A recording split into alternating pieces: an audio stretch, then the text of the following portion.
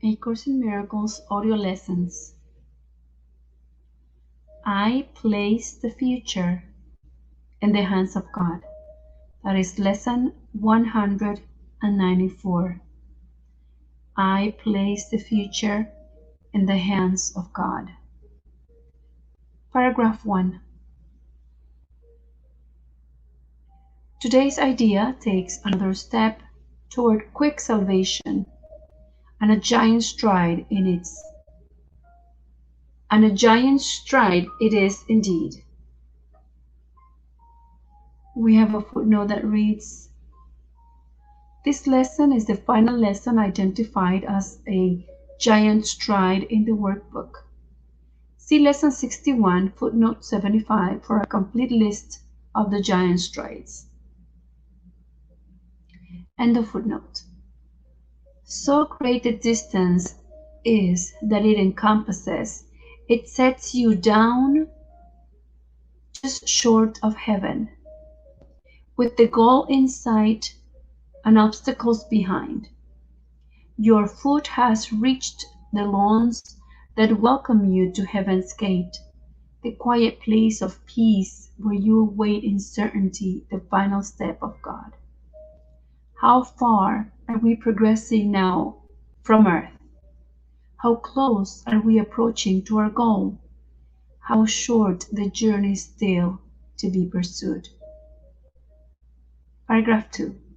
Accept today's idea and you have passed all anxiety, all pits of hell, all blackness of depression, thoughts of sin and devastation brought about by guilt. Accept today's idea and you have released the world from all imprisonment by loosening the heavy chains that locked the door to freedom on it.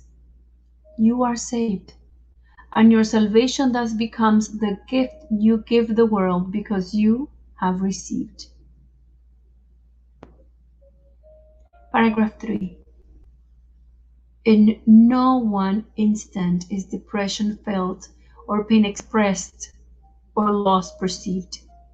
In no one instant sorrow can be set upon a throne and worshipped fully, faithfully. In no one instant can one ever even die.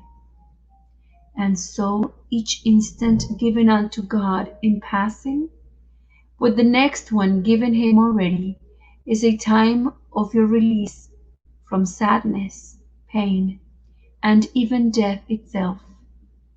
I'm going back to this footnote that reads, this seems to mean that it is only when the mind is identified with past and future that it can experience depression, pain, or loss. When it is fully in the present instant, which here seems to be a reference to the holy instant, a moment in which we experience a changeless reality beyond time and space. These are impossible. End of footnote. Paragraph 4. God holds your future as he holds your past and present. They are one to him, and so they should be one to you. Yet, in this world, the temporal progression still seems real, and so you are not asked to understand the lack of sequence really found in time. We have a footnote that says, by lack of sequence, Jesus means that events are not really happening in sequence. Rather, they are all happening at once, simultaneously. End of footnote. You are but asked to let the future go and place it in God's hands. And you will see by your experience that you have laid the past and present in his hands as well, because the past will punish you no more, and future dread will now be meaningless.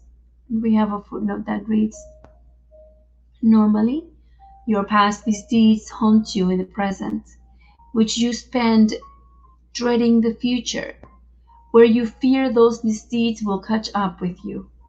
By placing the end of that chain, the future, in God's loving hands, you have in effect given him the entire chain. You have placed the past in his hands because the past will no longer punish you in the future. And you have placed the present in his hands because you will no longer spend the present filled with future dread. End of footnote. Paragraph 5. Release the future. For the past is gone, and what is present, freed from its bequest of grief and misery, of pain and loss, becomes the instant in which time escapes the bondage of illusions, where it runs its pitiless, inevitable course. I'm going to go back to this footnote that reads, it refers to the past. When we said the first sentence and second one, release the future, for the past is gone, and what is present, freed from its bequest of grief and misery, of pain and loss, becomes the instant in which time escaped the bondage of illusions, where it runs its pitiless, inevitable course. Then is each instant which was slave to time transformed into a holy instant, when the light that was kept hidden in God's Son is freed to bless the world. Now is he free, and all his glory shines upon a world made free with him to share his holiness. Paragraph 6.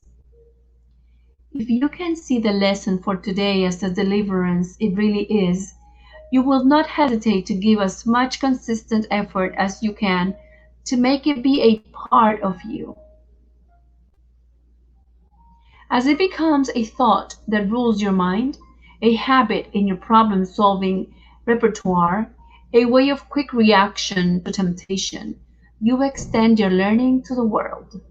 And we have a footnote that says, this sentence is primarily about response to temptation, dispelling upsets by repeating the idea for the day.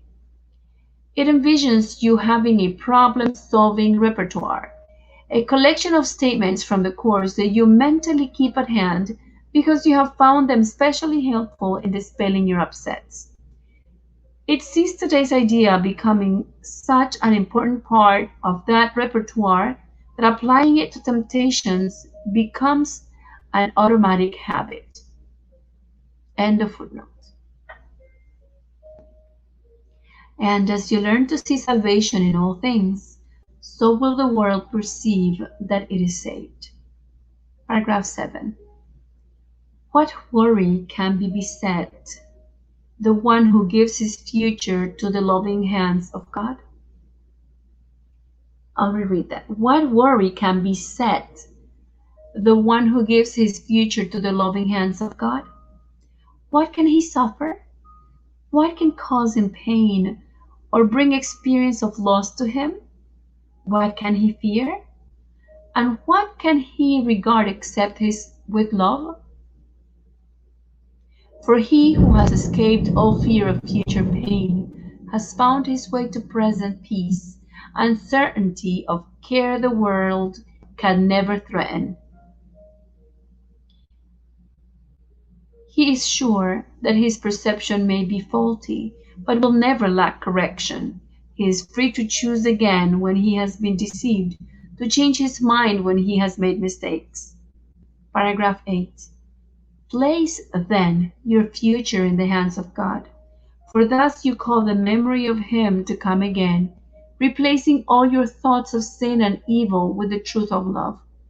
Think you the world could fail to gain thereby, and every living creature not respond with healed perception?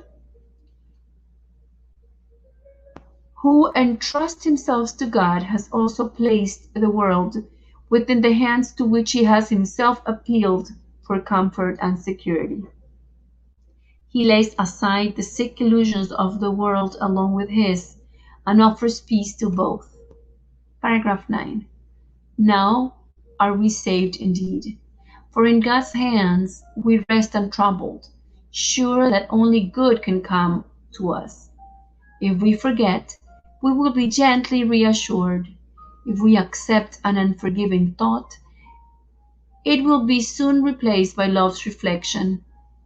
And if we are tempted to attack, we will appeal to him who guards our rest to make the choice for us that leaves temptation far behind.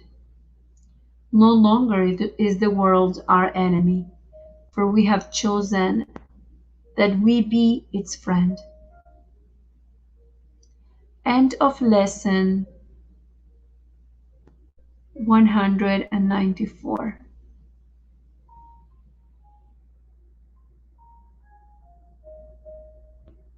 I place the future in the hands of God. Enjoy your practice.